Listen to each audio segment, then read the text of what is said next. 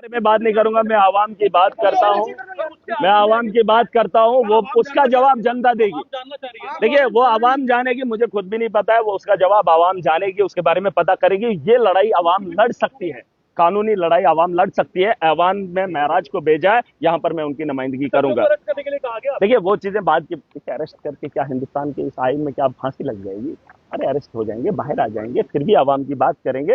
House के अंदर वहीदुर रहमान परख के ट्वीट पे 20 मिनट चर्चा होती है कट मोशंस को लेकर। कट मोशन में क्या ही था? वही परख का सवाल एक डिपार्टमेंट के साथ होता, तो 20 मिनट पे बहस में नहीं लाना था। मेरा पॉइंट ऑफ इंफॉर्मेशन था। कल मैं जब यहाँ से वापस जा रहा था 1:30 बजे के बाद, तो बाहर मुझे लड़कों ने घेर लिया और वो मेरे पाँव पे गिर पड़े और उनकी आंखों से आंसू निकल रहे थे। उन पर लाठियां बरसाई गई थी। माह रमजान का महीना था। उन्हें एक उम्मीद है कि उन्होंने एक सरकार को चुना है और ये वो सरकार थी जहां पे मैं बात करना चाहता था, लेकिन यहाँ पे ट्वीट की बात हो रही थी जिस पे मैं शर्मिंदा था कि 20 मिनट हाउस इस ट्वीट के लिए नहीं है।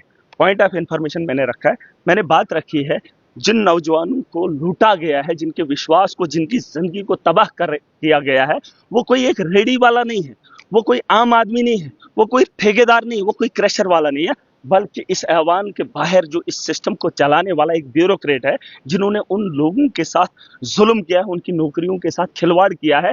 एक ही परिवार के 7-7 लोगों को नौकरियां दी है, जिसे आप फायर एंड इमरजेंसी के नाम से जानते हैं। जानते हैं आप? जानते हैं? ये वही लोग हैं जो जिन्हें आप ब्यूरोक्रेट कहते हैं। उसी ब्यूरोक्रेट के रिलेटेड मैंने एक बात रखी।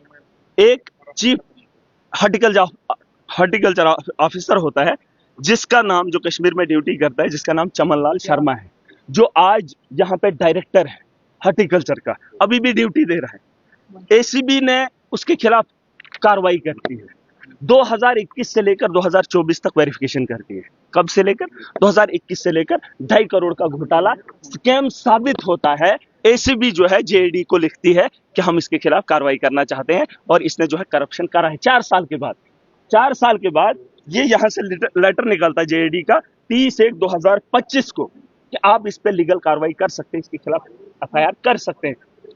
इसका नाम है चमन लाल, जिसने 2.5 करोड़ का हेरा फेरी कश्मीर के अंदर किया है जब वो चीफ हॉर्टिकल्चर ऑफिसर था। अब मुझे बताओ, उस आदमी को 2 महीने रिटायर होने को। कितने? 2 महीने। वो 2 महीने के बाद जब रिटायर हो जाएगा, उसके बाद एसीबी किस पे कार्रवाई करेगी? किस पे कार्रवाई करेगी? 2 महीने हो गए, सीबीआई कार्रवाई क्यों नहीं कर रही? जब उन्होंने खुद वेरिफिकेशन 4 साल की, खुद उन्होंने रिटर्न में लिखा हम इसके खिलाफ अब कार्रवाई करेंगे, हमें सच्चाई पता चल गई, तो कार्रवाई क्यों नहीं हुई? 2 महीने के बाद वो जब रिटायर हो जाएगा, फिर उसके खिलाफ कौन पूछेगा? कानून एक गरीब के लिए। ये जो तानाशाह यहां पर बैठे हैं, जो लड़के सड़कों पे पिट रहे थे, उनको लूटने वाले भी यही ऑफिसर्स हैं। अब मुझे बताओ, इनके गरेबा तक हाथ कौन डालेगा? कौन डालेगा? कौन डालेगा उन जालिमों के खिलाफ हाथ, जो हाथ मेरे मजलूम को कुचलने का काम करते हैं? है कोई ऐसा हाथ? क्या इस हाउस के अंदर वो ताकत है? वो सवाल हमने पूछा। इस हाउस के अंदर अगर वो ताकत नहीं है, तो इस हाउस के अंदर महराज की कोई जरूरत नहीं है।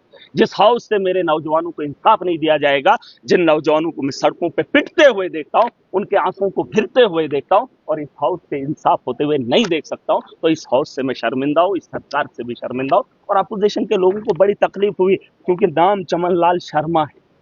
जब नाम चमन लाल शर्मा है, तो करप्ट लोगों को आप शेल्टर क्यों दे रहे हो?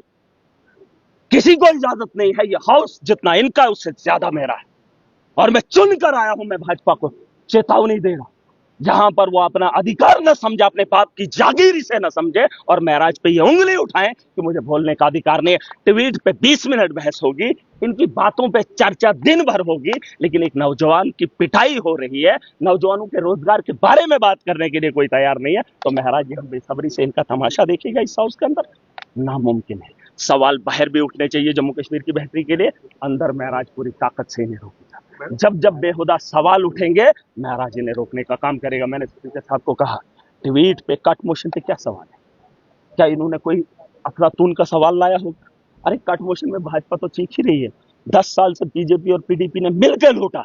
आज सवाल सरकार से पूछ रहे हैं कि भाजपा के उस अलायंस के साथ, जिस अलायंस के साथ इन्होंने अयाची की है और जम्मू कश्मीर को लूटा है, कट मोशन में वही सब मैं पूछना चाहता हूं पीडीपी के। फिलहाल तो उनसे मैं बात ही नहीं करना चाहता हूं, वो तो कैटेगरी के है ही नहीं, वो कैटेगरी में है ही नहीं। क्या है उनका सवाल, मैं जानना चाहता हूं, मैं उनका जवाब डिपार्टमेंट से खड़े लेकर। अब सुन लीजिए, जवाब हम देंगे, लेकिन उनके जवाब के लिए, उनके सवाल के लिए बहस 20 मिनट उसूल है, चाहे हिंदू है या मुसलमान है, जो मेरे मजलूम को लूटेगा। हाँ, वही मैं कह रहा, तभी तो बीजेपी को वो तो हिंदुत्व के नाम पे काम कर, राजनीति भी करती है, राजनीति भी करती है और खेल भी खेलती है।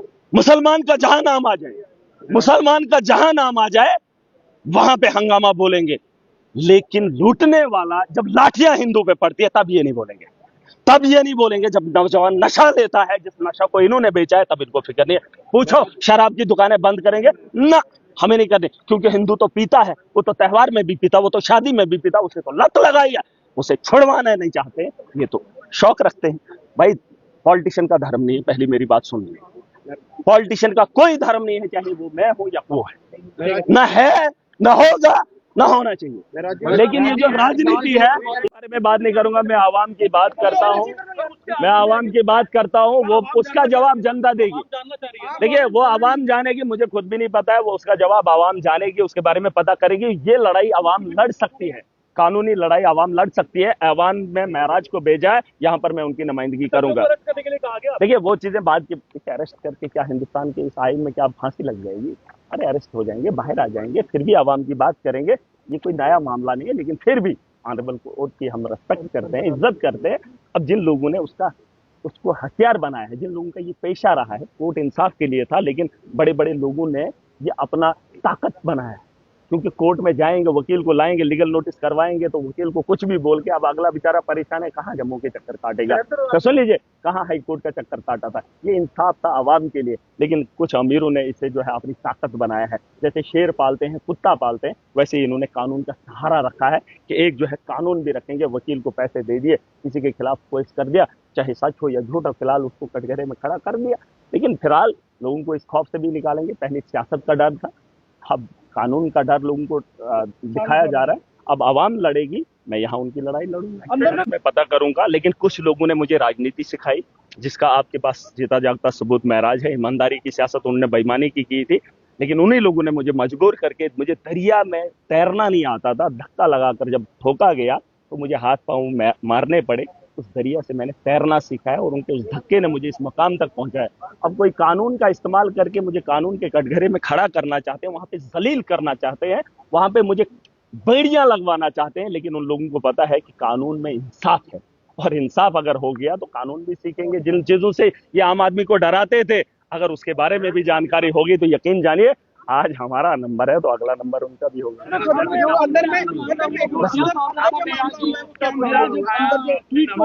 देखिए, ट्वीट पे मुझे बहस नहीं करना, आपको उस पर उतना बात करनी चाहिए। कट मोशन आम है, सैकड़ों के कट मोशन आए हैं। अब उस पर 20 मिनट जो हाउस के अंदर चर्चा हुई, मुझे अच्छा नहीं लगा। देखिए, अगर मैं स्पीकर होता तो मैं उस पर बहस ही नहीं करता। वही परा ने किया, उन्होंने तो 10 साल से भाजपा के साथ इस स्टेट को खत्म किया। अब सवाल उसी 10 साल के लिए, तो उस पर बहस करना जरूरी नहीं था, वो मिसलीड नहीं कर सकते। मुद्दा ये है कि आप फिलहाल अगर प्रेस में हैं, अगर आप सच में हमदर्दी जम्मू कश्मीर से रखते हैं, ये आदमी है जिसने 2.5 करोड़ का घोटाला किया है। सुन लीजिए, 2.5 करोड़ का घोटाला किया है, और ये मैं नहीं कह रहा हूँ, ये एसीबी कह रही है। और इसमें इनको जो है मिला है कि आप इस पे कार्रवाई कर लीजिए। 2 महीने बंदे को रिटायरमेंट को हो रहे हैं, वो बंदा अगर उसके खिलाफ एफआईआर नहीं लगती है, उसके खिलाफ कार्रवाई नहीं होती है, तो बताओ, जिन बच्चों के साथ गला घोंटा है, जिन बच्चों को हटाकर एक ही परिवार के, अभी कोई बोल रहा था मुसलमानों के, वो तो कश्मीर के मुसलमान है, नाउ फैमिली में, जिनको नाउ को मुलाजमत मिली है। मैं तो कह रहा हूँ उनके खिलाफ कार्रवाई करो, करे ना उनके खिलाफ।